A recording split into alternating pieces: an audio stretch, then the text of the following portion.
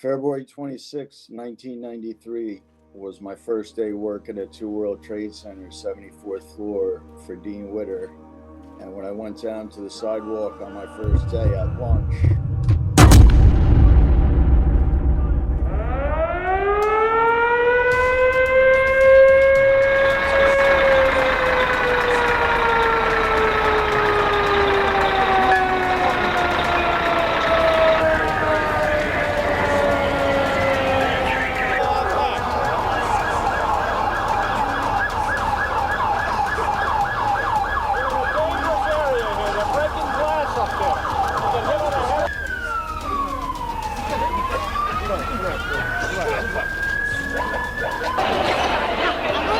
On the sidewalk. I need Steven.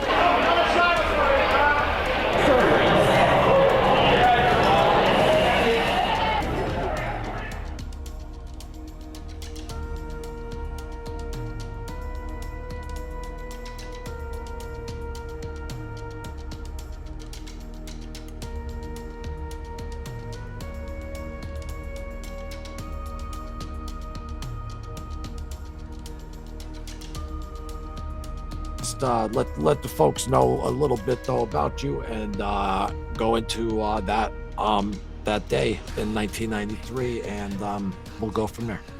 all right, so the 33rd anniversary is coming up on February 26th. And at the time of the original World Trade Center bombing, I lived in Jersey City, New Jersey, and it was later determined that's where the terrorist cell was located, right spread out around my neighborhood. So my first day working in the World Trade Center ended up being February 26th, the day of the bombing.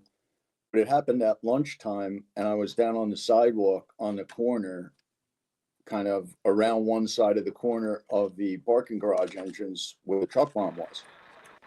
So the nature of how the investigation went was that the FBI right away found the VIN number from the truck rental, or I think it was one of a van rental. And within the week, the FBI was all over Jersey City because they have a real large Muslim population, and they had bazaars and all kinds of mosques, things like that. And just to give everybody else a little bit of perspective of what else was going on in the world at the time, the truck bombing was right around the time of the 1993 Waco raid by the FBI against the Branch Davidians. And also it was the time of the Ruby Ridge raid by the FBI, and also Black Hawk Down in Somalia. So that's what's going on in the world as far as terrorism not related to the Trade Center. But the Trade Center was a relatively secure building by the standards of the time, because there was no security anywhere. You could walk in any building you wanted and get in the elevator and show up at a guy's office, and nobody checked anything. So That's very interesting. And now it this is was all the way quite back in 1993. right. And Okay. so what happened as far as me working there was I had shown up that morning after taking the PATH train from Journal Square, which was the neighborhood I lived, directly below the Trade Center to the PATH station there, and going up to the elevators, getting through security, which I think somebody might have had to come down to get me. But there was at least, I think, a guard there. Like, you could have just walk up to the elevator necessarily, but there was no way to swipe an ID, or there was no facial recognition or anything remotely like that, because they had never been in a real situation where there was a high profile event that would require that.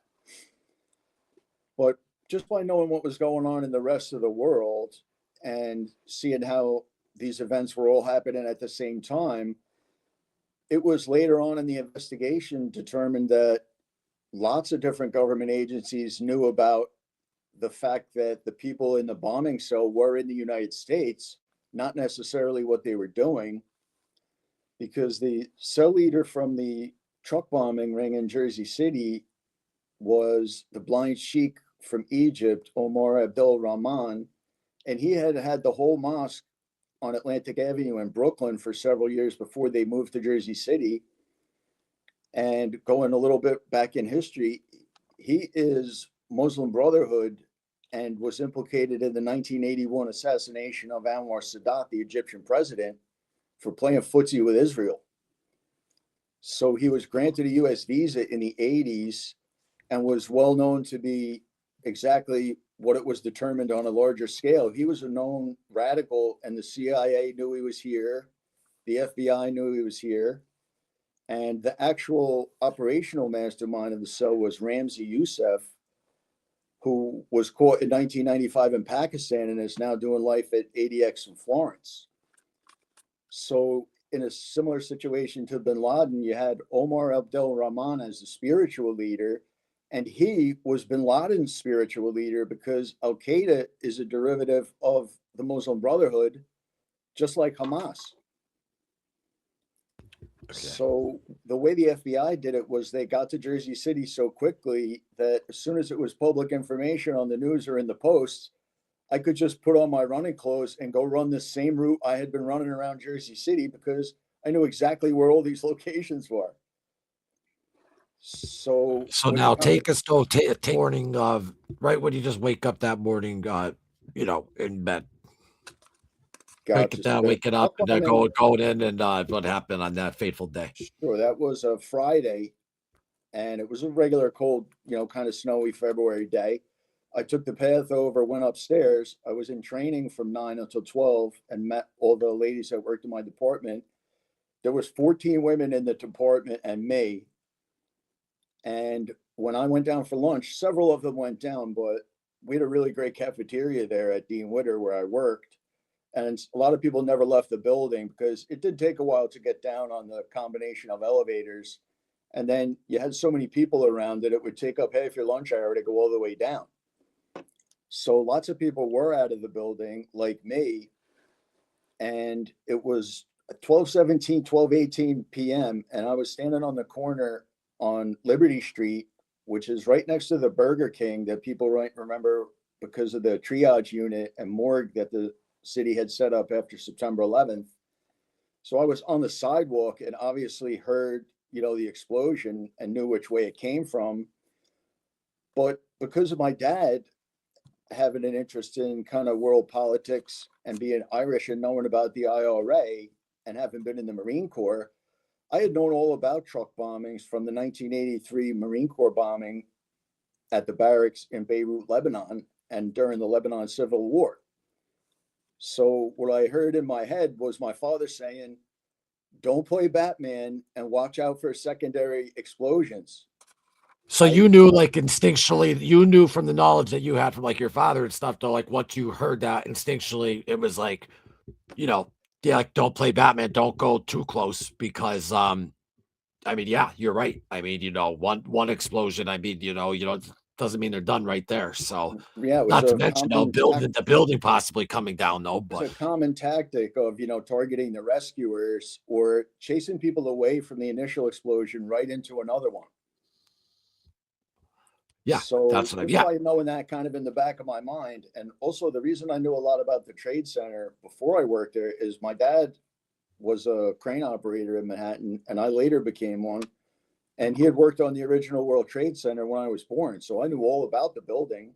When was that, 1975? It opened on April 4th, 1973. But buildings are frequently have partially opened. So they didn't even put the antenna on until 75, I don't think. But that's maybe where I have 75 though in my mind. But not to cut you out though, let me get this question in there though. Because I heard though that this building as well, and now we all know that it didn't go down in 93, it went down in 01. But this building though was like steel all around, even the windows, and the way that it was built. It was built very, very, very, very sturdy, strong steel, just even around all those windows you saw, that was steel. So and then the bottom obviously it doesn't go out in 93, that whatever happens. But you're mentioning some Egyptian guy or took out the Egyptians. Does he have anything to do with this? Or well, he was not the operational leader of the bombing plot, but he was the Jersey City mosque leader where all the cell members had done all their studying, So Ramzi Youssef was the real operational mastermind, but he had been in and out of the U.S. before and had been stopped at JFK before. So there's a pattern of these people getting in and out of the United States before the actual terrorist attack, which means that they knew they were here. Because if you get searched at JFK, there's a record of it somewhere, and it's not until the actual attack that anybody looks back to see this was the case. February 26, 1993 was my first day working at Two World Trade Center, 74th floor for Dean Witter. And when I went down to the sidewalk on my first day at lunch, boom, a truck bomb blew up the building I had just come out of. Going in, talk about a first day, you know what I mean? I just watched the Wolf of Wall Street the other night. He's like, the first day I went in, the freaking crash, you know? So his first day of work, but you were like going into orientation, and then you're coming down. The fuses though are lit as you're coming down. They're 15-minute, like 20-minute, like fuses. And there were 20 footers in PVC pipe to keep the smoke down, about 15 minutes burn time. Man, so that fuse was lit though when you were in that building. Yeah, it was still up there. It was, I think, 12:02 to 12:17 was the time the fuses were lit. And the sky lobby for the upper half or upper third of the building is on 78. So rather than go from 74 where I was to 78 and then take an express all the way to the ground, I went from 74 to 44, which was the lower sky lobby, and then to the ground. And you can see where those are on the buildings, because those are the two bands that divide the buildings into thirds. Those are the sky lobbies. And there's mechanical floors above and below them where all the fuse boxes are, all the fire alarms, and all the internal mechanisms around the elevator shafts and stairways. Jordan, paint that scene for me though, like, you know, just after the truck bomb goes off, obviously police don't have to come in and all that type of stuff, and rescue responders and all that, and the workers getting out and all that. Do they evacuate every single worker? Yeah, both buildings were empty because you could feel, you know, the explosion up in the buildings. So obviously, whatever the cause is, you're in a big hurry to get out of there. Yeah. Because each floor you descend, you now have more and more people coming out into the landings, and there was no lights, and the smoke got up there because obviously convection pulled the smoke up, and it was in the stairwells. And there was, besides the 6 fatalities, there was over 1,000 people treated for smoke inhalation. And you can see plain as day, people pouring out with their faces black, choking, being carried out, you know, and, you know, with that amount of stairs, you know, women in an office or, you know, they might be wearing high heels. So a lot of people were coming down barefoot, and you had to basically hold on to the shoulder of the person ahead of you. And then you had to let the door in the stairway landing open to let other people come out. It was loud and noticeable, you know, from the reverberation, because everything down there is asphalt or it's a skyscraper. So you could feel it. And I had to go basically the entire length of Two World Trade Center to get down where I would make the turn to go towards where the parking garage was. So that's where I had come out and walked up, and I went right back there afterwards because I knew it was obviously the basement garage, and I had been in there before plenty of times. How did you know that? Well, I knew obviously by the location, but when I was in college and working all these demo jobs, if I worked downtown, I would either park there or I would park in the Battery Park parking garage, which is where my dad parked the day of the truck bombing. So I had been all over the neighborhood on foot since I was a kid and up in the building. So I knew the entire place like the back of my hand. And as I got back around the building, obviously, you know, any of the people who were outside weren't affected by the blast zone because it was contained by the structure that it was in. It blew out 4 floors of concrete, twisted up all that steel, and blew out all the electrical in the building, which is what made people think it might have been a transformer fire, but they don't explode. And when I got over closer to it, I knew right away what it smelled like, because it smelled like diesel fuel and fertilizer, and ammonium nitrate and ureic nitrate are the same types of bombs that they used in Beirut. even though it was ostensibly the truck bombing was because of U.S. support for Israel and the Army and the Marines being in Saudi Arabia for the Gulf War. It was now 3 years since all these assassinations and automatic weapons attacks between the Orthodox Jews in New York and mostly Egyptians, and the leader of the cell, as far as an imam of the truck bombing, was Muslim Brotherhood and who bin Laden followed. And he was implicated in the 1981 assassination of Egyptian President Anwar Sadat because he was playing footsie with Israel. I didn't go back until kind of on the tail end. It was a little bit of a staggered restaffing because the emergency space that my company, which was Dean Witter at the time, had was over on Barrack Street, but it was only for key employees. So by the time I went back, it was probably April. And then obviously had seen, the news and the newspapers about it. But the interesting thing about it was within the week, the FBI was all over JFK Boulevard and Pamlico Boulevard in Jersey City looking for the mosque and the cookhouse and the storage locker. And like we were talking about, it was not exactly recreated, but it's just like Ben Affleck said in The Town, man. If you see a bunch of white boys in government cars with pigtails, with bad haircuts and cheap suits, the FBI's there. Yeah. So you could tell right away. And then it was in the Jersey Journal, the Star Ledger, the Post, the News, the Times, the Journal. Oh, yeah. I mean, it was even here, though. Every night. And you could go walk up to a reporter and he would tell you what happened or who he talked to. So you could just know where a guy drank and go talk to him. Because these guys were celebrities. They were writing daily columns. They knew all the gangsters, all the politicians, all the celebrity cops, all the ball players, and they all drank right out in public. Nobody had security.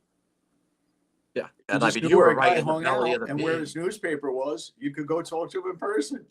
Yeah, exactly. Like, we were talking about everyone is down there, especially like where you are, is the epicenter. Like, where everyone was at, like, where you're just stopping in, whether it's in a bar, or drinks and all that. And, you could freaking run into freaking anyone though down there, obviously. And not only that, like you've been down there plenty of times. You know how close it is from the Trade Center to 26 Federal, FBI headquarters, the Southern District of Manhattan, the Tombs. Yeah. Yeah. That's all very centrally located. And then all of these guys go on trial there, same as all the gangsters, because that's where Giuliani prosecutes. He's Southern District Manhattan. I don't know exactly what was done necessarily with all the 93 steel. I'm pretty sure they took it out to JFK and put it in an airport hangar. But they immediately started trucking steel out on September 11th that they ended up tracing to China and all kinds of Jersey City and Staten Island yards that weren't Arthur Kill, which is where it was supposed to be going, because chaos equals cash in the financial markets and construction. If something gets blown up, it has to get dug out and rebuilt. And you can't extend Manhattan Island east and west, but you could build higher. And now what you're seeing is all these luxury high rises where the top halves are empty, because real estate is great for money laundering. If you're an oil sheik or an Israeli pedophile connected to the Rothschilds. So it's like the difference between now you're assembling a puzzle, but you have a picture on the box of what it looks like when it's finished. Whereas before, the pieces were all on the table, but you didn't know what the puzzle was supposed to look like when it was done. Now you know what it's going to look like when it's done, because this story goes as high as there is, as back as far as anybody alive can remember. But it's a repeating cycle of history, just like the fall of Rome. And Benjamin Netanyahu, though, when 93 happens, that in his book, he wrote it in his autobiography, that don't be surprised if these crazy extremist Muslim type terrorist organizations start using militant flying airports and don't care. I mean, airplanes and don't care about like their light. And then literally, it was like 3 or 4 years later, 9/11 happens. And then, no, you see all those five no Mossads cheering right after it. They have them right, it's right on camera. There it is. And cheering and stuff for it, And which that's Jersey City. That's right where I lived for the truck bombing. But that was why would September they be though? That's stupid though to cheer though. Well, you know what? If you don't think anybody's watching, that's their whole life. Like we were saying, if you're Israeli, that's all you are. They might Yeah, and you also know what? have It you. was a different time back then, though, too. Like, not every single person had the good cell phone cameras and all that stuff either. It was a lady Uh, looking out her window, but yeah, I didn't have a cell phone until no, 2006. that's, I mean, they were Well, not here's the thing. everyone. They ended up getting arrested and doing 60 days in, like an INS jail. And then they got a private plane home to Israel and a hero's welcome. And there was also a plane load of Saudi nationals that got flown out of the country because Bush is friends with the Saudis, and Bush 41 had been the CIA director. Yeah. So how do you have groups of Israelis and groups of Saudis flown out of the country once you know who they are and you have them in custody? That's not part of the 9/11 Commission report, and there's nothing in it about 7 World Trade Center, which I saw collapse. Yeah. So I'm the expert next to the 9/11 Commission because they don't cover it. Yeah. That was a No. rag, and it was just like the Warren Commission cover-up of JFK, which I know you know a lot about. Yeah. I have all of his files here because Buffalino's in them. So this goes back quite a ways because JFK did not want the Israelis to have nuclear weapons, and he wanted them to shut down the Dimona nuclear reactor. And David Ben-Gurion, the Israeli prime minister, always held it against them. Then the Israelis bombed the USS Liberty, which was a communications ship in the Suez Canal. And it turns out that Watergate reporter Bob Woodward was on the ship as a communications officer and later planted to take down Nixon because that was a CIA operation too. Now, he obviously ran against Kennedy and had to be eventually told some of this. And you saw after JFK died, what happened not only in Vietnam, but in the Middle East, because in 67, you had the 6-Day War. 68, you get rid of LBJ because he doesn't want the nomination. They kill Robert Kennedy, who was a Palestinian, but that was a cutout in LA where there's lots of crazies. That was a Palestinian national named Sirhan Sirhan, who was a Mossad Manchurian candidate that Robert Kennedy Jr. doesn't think acted alone. He's now working for Trump, obviously connected to the Kennedys. And here's another thing that makes sense now, but also did then. John F. Kennedy Jr. dying in a plane crash in 1999 when he was going to beat Hillary Clinton for the New York Senate seat. And then Giuliani got colon cancer or prostate cancer, and she got the job in 2000. And then September 11th happened. Well, Ehud Barak, Epstein's friend, was the Israeli prime minister. Yeah. And there's we already also went things through that Larry came out in the Silverstein and files, Howard though. Lutkin. There's things in the files that just came out, though, where he's talking to that, where it's about installing devices, the cable, as they say. And That's there's the just a guy you bunch of mentioned, files Jake that say Shields, whoop. right? Like they always say whoop, like to whoop. I don't know what whoop means, but like I said, Jake Shields been doing some great digging on that stuff, and it's insanity. It's almost like our whole history has almost been lied to us, man. It's a matter of looking at, like an overlay where if you're looking at something like the natural topography of the earth, it looks one way, but the further back you go, it looks different. Now, if you drop a man-made construct, like say the Gregorian calendar or a city grid on it, and don't take into account any of the natural features, you're attempting to impose man-made order above the natural order, and that is not going to work. So what I do is I'm like a beekeeper because I respect and protect the natural order above all things man-made,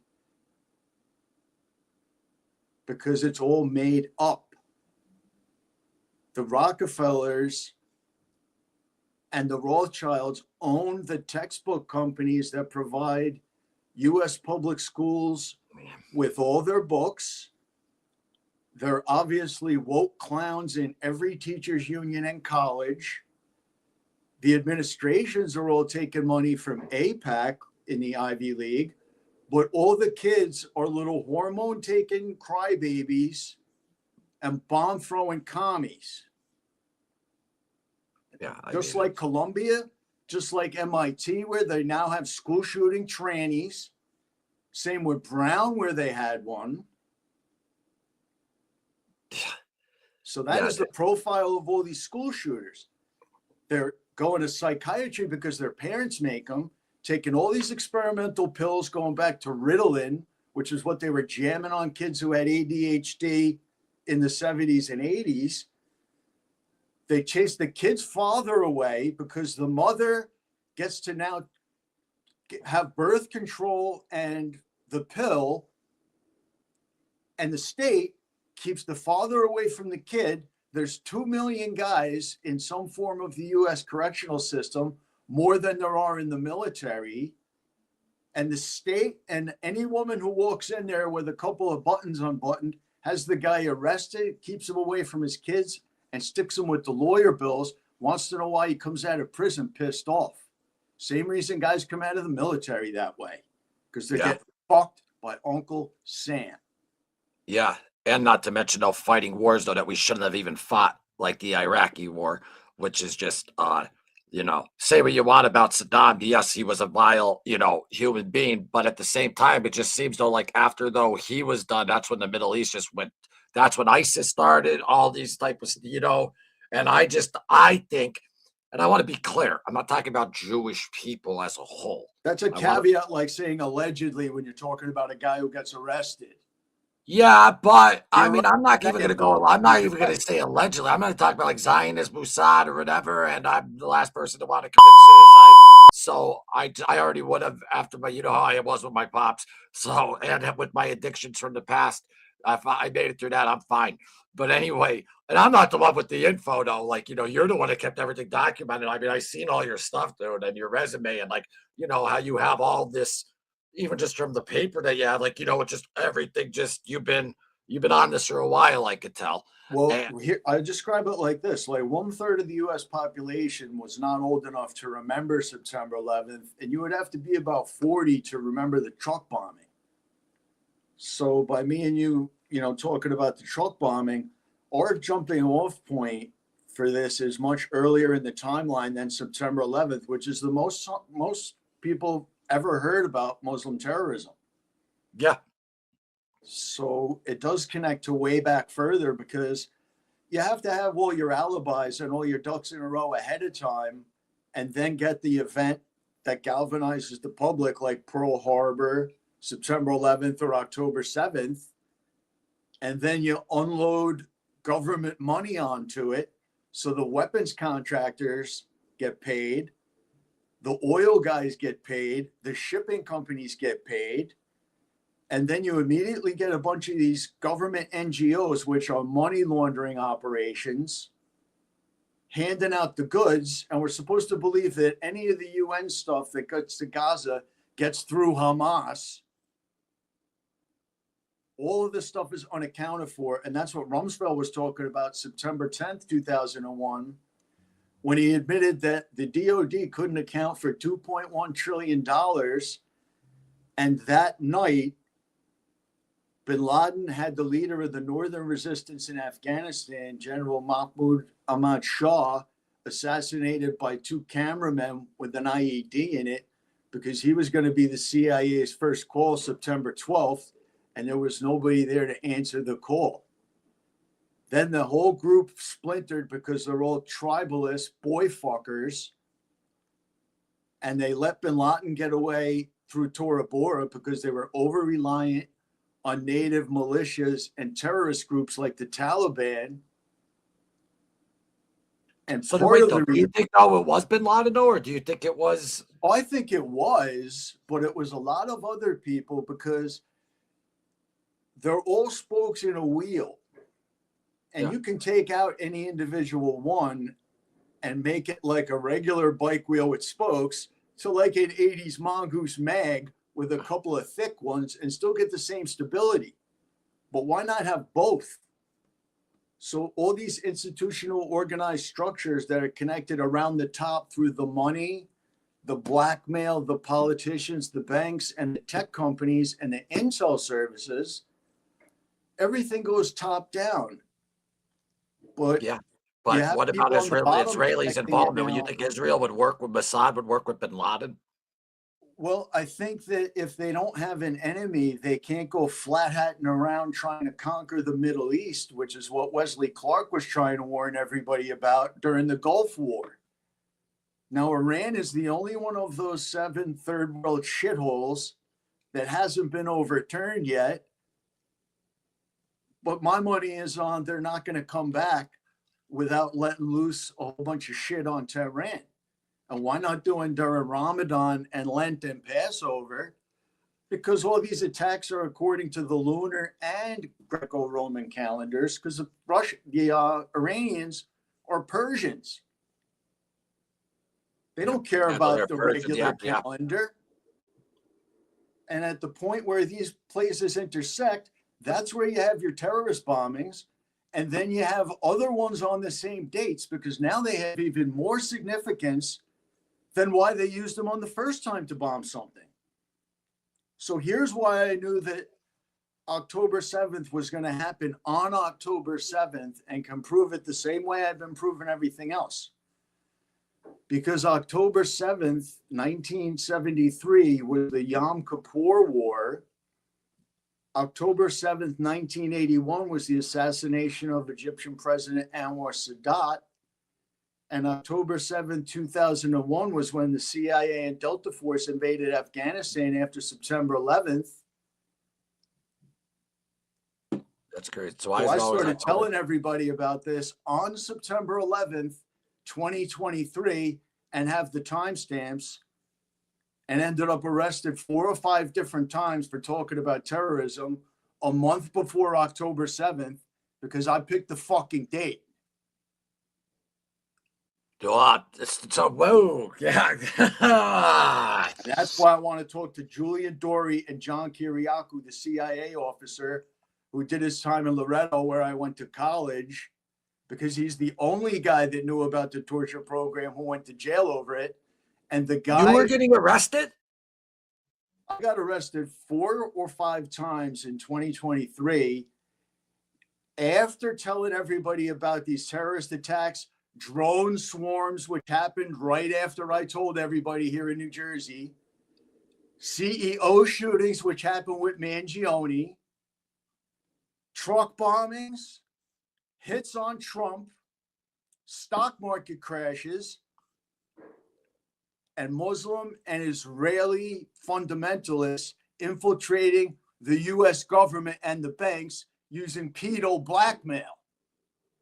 And you're not suicidal at all, right? Fuck no.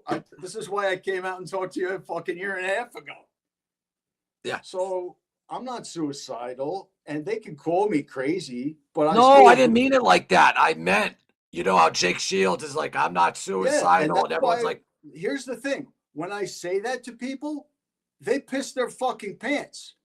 That's why they all started calling the police on me. What would you say? You're not— uncall the police. And what that's what it means when people get swatted. When people send the psych police and the real police in SWAT gear to somebody's house because he thinks differently about things than they do, and it causes some cognitive dissonance, and they piss their fucking pants. But you can't uncall the police, and I have all the paperwork. Yeah, no, I know, and I've seen that. But my point, though, is, wow, man. So for the audience out there, though, you were just mentioning some things, though, that could be going down. And next thing you know, though, you're getting arrested. Yeah, I started doing this well in advance of October 7th, 23, because earlier in the year, I wanted to go to Saudi Arabia for the Tyson Fury Francis Ngannou fight in Riyadh, and it was October 28th. So I went to the Saudi embassy to find out about the visa requirements and ended up talking to a bunch of Iranian dissidents from a group called Free Iran who are protesting the fact that Biden gave the Iranian president Raisi a visa to speak to the UN General Assembly the same day as Bibi Netanyahu, with half the crowd wanting to kill Bibi and the other half wanting to kill Raisi.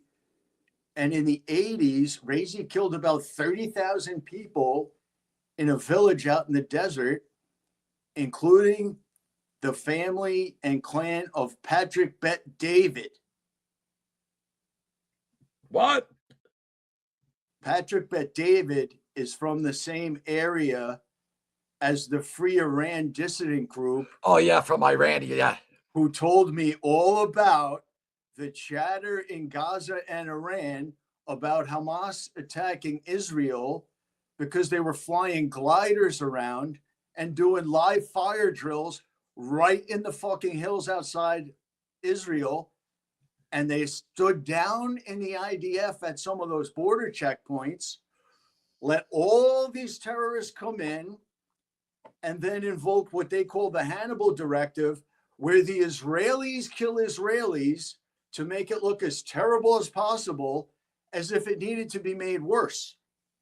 Yeah. And let me ask you this, too, that I found out, for example. And even when you even watch old movies, even though movies aren't always accurate, but like even old war movies, even the press was allowed to go around like by armies, like they had army sergeants. No press is allowed to go because they were wondering if Israel was really sending aid to Gaza, but no journalist is allowed to go near there. What is that about? Not only is it really And they tightly, say it's because it's not safe. It's not. Well, listen, it wasn't safe when we were walking when we had camera guys at Vietnam. It wasn't safe when you. So why can't we go there? it's just too tightly regulated. It's a militaristic society because they have compulsory IDF service, and their whole identity is based on 1948 and the creation of the political state Israel. And they immediately had a war with the Arabs right then. They had the 1956 Suez Crisis between Egypt and the British and French navies, the 1967 war during the Vietnam War, Nixon taking us off the gold standard, Saigon, Jimmy Hoffa going missing to date it. Well, that doesn't have The anything OPEC to do with oil it. crisis. Yeah, but you're just talking about historical timeline. Scam. You're just talking about historical timelines because the Hoffa murder had nothing to do with Well, it had nothing to do with it, except for it's also a conspiracy. Nobody knows necessarily, except for some guys that you might know who know anything about it. I know who killed obviously Jimmy Hoffa. tied in with JFK. Yeah, They had but a Palestinian kill RFK allegedly.